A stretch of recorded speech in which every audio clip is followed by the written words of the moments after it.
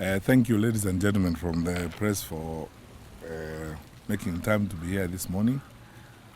As my colleague, P.S. Kibicho, has explained, when we are preparing for an all-important exercise like the general elections, we now start the countdown, the monthly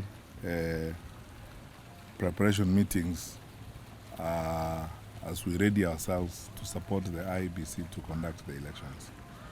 We have the 8 regional security teams that comprise regional commissioners, regional police commanders, SIP commanders, regional CID teams from across the country, led by the Inspector General, the National Police Service, the DIGs, the DCI, the National Police Service Commission that joined us this morning. We have listened to 8 reports. We have received 8 reports from the 8 regions of the country, how each regional security team has prepared for elections. We are now tidying up and finalizing our SOPs so that we are ready to support the IEBC to conduct the general elections.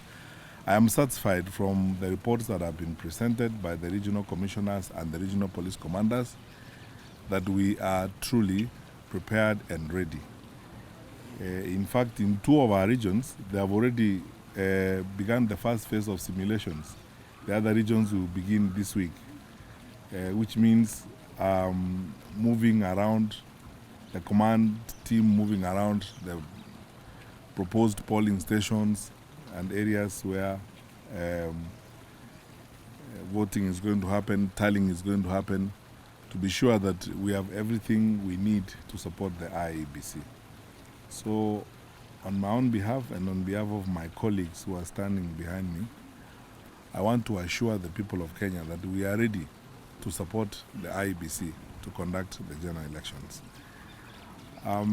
We have looked at the incident reports that we have in each region across the country, because each of the regional security teams have presented the incident reports they have and any assessments they have done of areas where we need to step up deployment.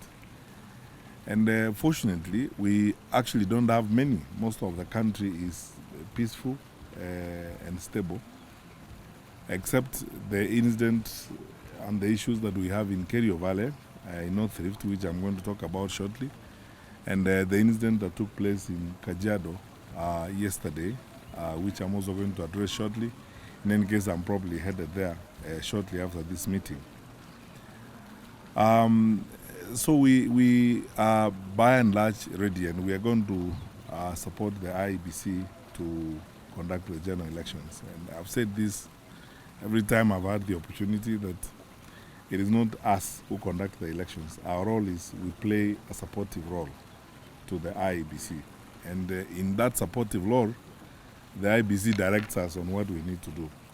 So far, what we think they need, going by past experience, is be sure that we have the numbers, we have the capacity, we have the vehicles, we can move our personnel around. And we have begun the exercise of even integrating the numbers we have with those of other agencies where we will need support from, so that we give the IEBC all the numbers they need at all the polling stations and tallying centers and so on. So we are ready, by and large, to support the IEBC to mount the general election. On the issue of Elgeyo-Marakwet, we've received a report from the regional security team in Rift Valley on what is going on there. We are beginning to draw 2 critical exercises that we want to do. 1, reorganize deployment in that area. And 2, we are contemplating a declaration subject to our clearance by the National Security Council.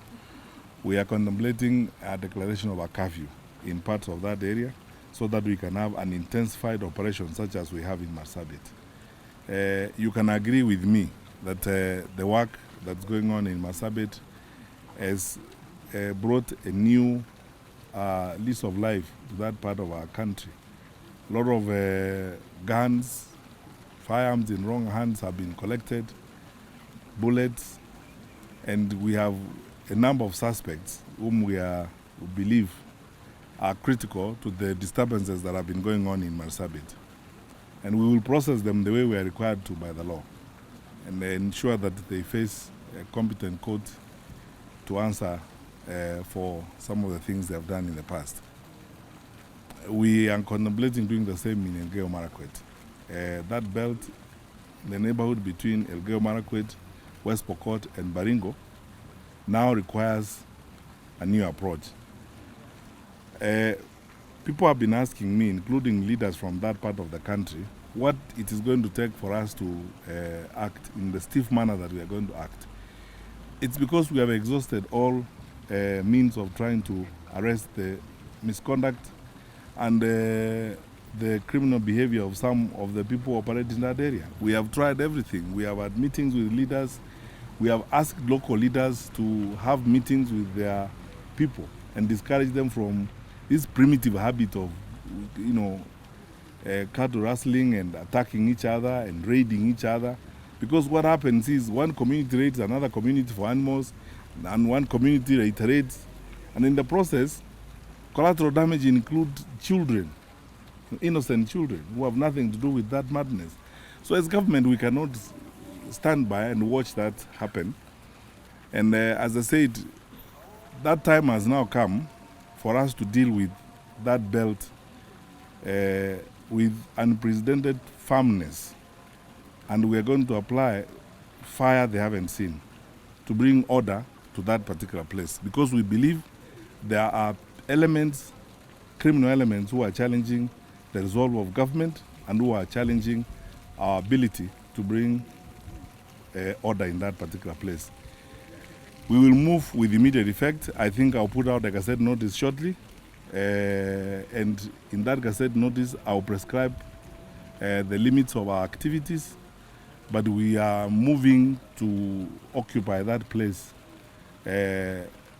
for now and for the foreseeable future, and to carry out a very stiff operation in that place.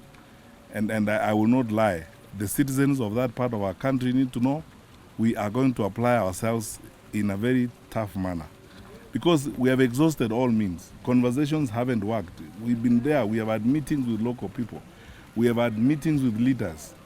And because the people who commit those things don't come from outside that place. They live around there. What happens in other places where we have border conflicts is that leaders call their people together and discourage them. They go to barazas. They try to find a way of encouraging them to live peacefully and to coexist. But if incitement is the way that some of them have chosen, we have been left with no option. That is what I want to say. We have been left with no option but to go to that part of our country and do what we must do, and we will shortly begin it. And when we start doing it, the country will notice why we have opted for that last resort.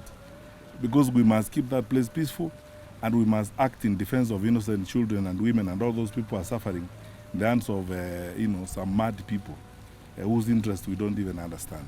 So I ask that the commanders who are going to be there will have meetings with the county security teams there.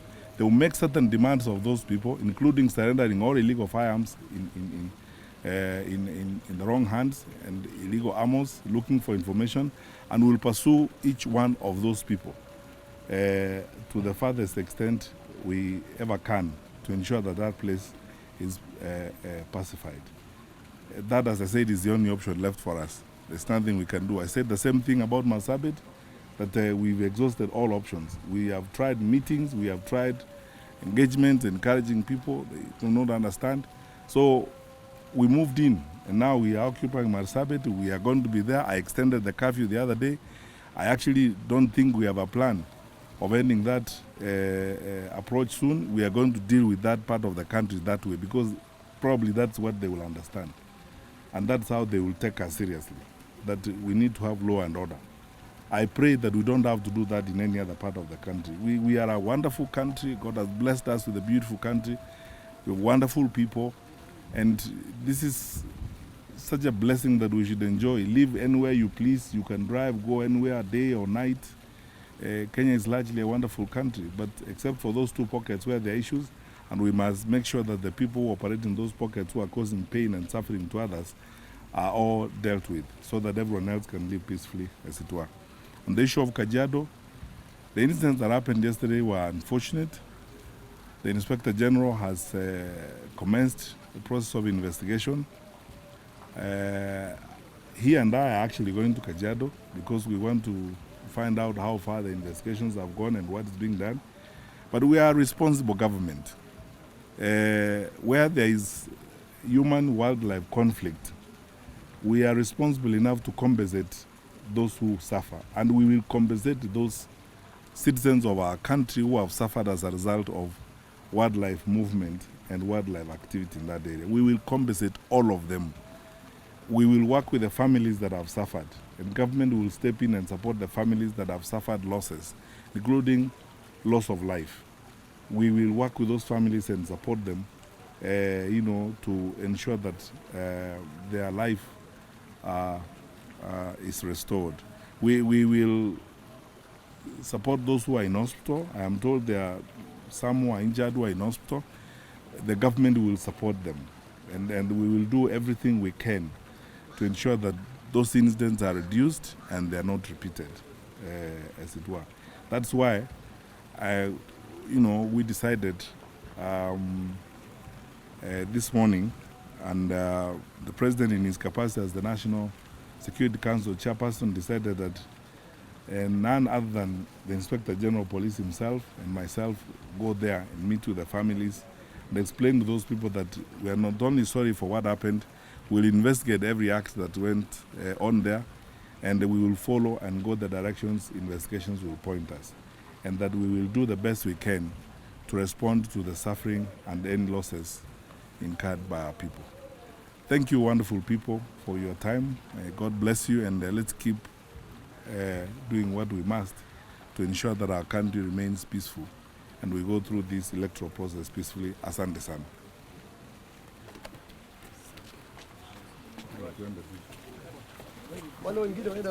There's a group photo.